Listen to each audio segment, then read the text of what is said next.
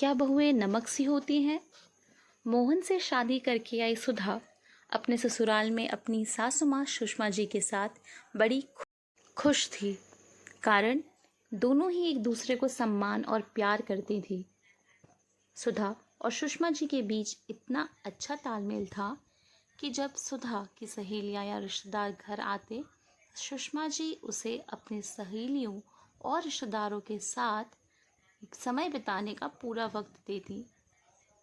रसोई वही संभालती और ठीक उसी तरह सुधा भी सुषमा जी की तरह उनकी सहेलियों के आने पर या रिश्तेदारों के आने पर स्वयं रसोई घर संभालती और सासू माँ को पूरा वक्त गपशप करने का मौका देती।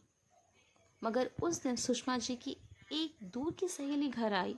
आपसी तालमेल के चलते सुधा रसोई घर में लगी हुई थी और सुषमा जी अपनी सहेली के साथ गपशप कर रही थी।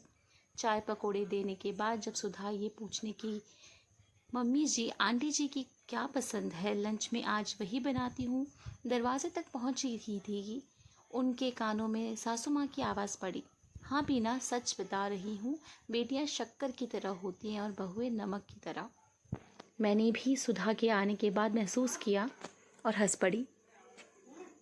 सुधा को अपने कानों पर विश्वास नहीं हो रहा था। जिस सासू माँ को माँ बनाकर पूरा सम्मान दे रही थी, उसे नमक समझती है। वैसे तो सहेलियों के जैसे बर्ताव करती थी, तो क्या वो सब केवल एक दिखावा था? क्या बिटियाँ ही शक्कर की तरह मीठी होती हैं, बहुएं नहीं? बस सुधा का मन उस दिन से सुषमा जी के प्रति खट्टा हो गया।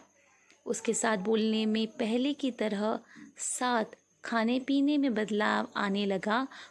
उस दिन वो सासू माँ की देखभाल करती तो थी, मगर केवल खाना पूर्ति करने के लिए।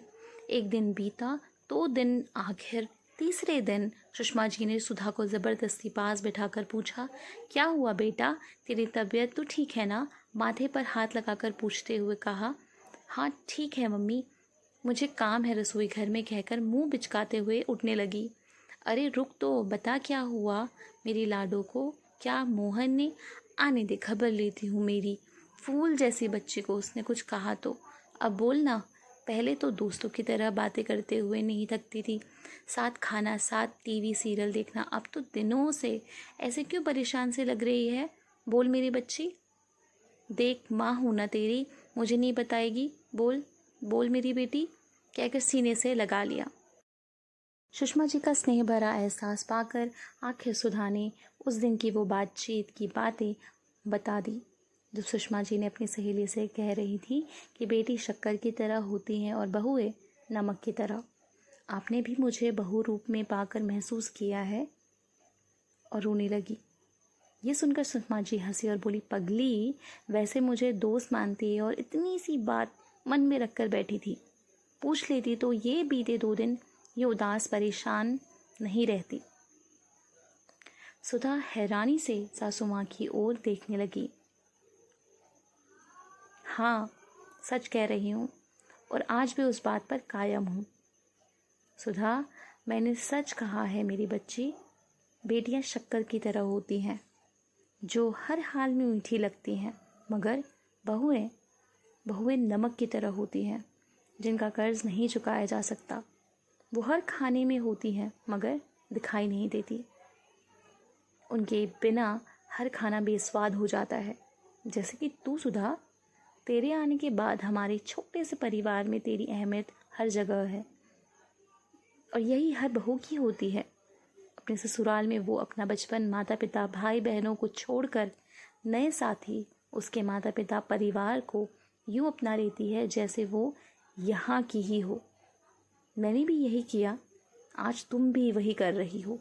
और दुनिया की हर एक लड़की ऐसे ही बहू के रूप में जब ससुराल जाती है तो खाने में नमक की भांति घुल मिल जाती हैं, और फिर उसके बिना कोई भी खाना बेस्वाद लगता है। मेरी बच्ची, इसलिए बहुएं नमक की तरह होती हैं, आप समझी? और अगर फिर भी तुम्हें बुरा लगा हो तो मुझे, इससे पहले सुषमा जी कुछ कहें, सुधा ने उनके होठों पर हाथ रख दिया। नहीं माँ, मन के सभी मैल घुल गए हैं। आपको गलत समझने के लिए आप मुझे माफ़ इस बार सुषमा जी ने सुधा के होंठों पर हाथ रख दिया। दोनों एक दूसरे की ओर देखकर मुस्कुरा बैठी।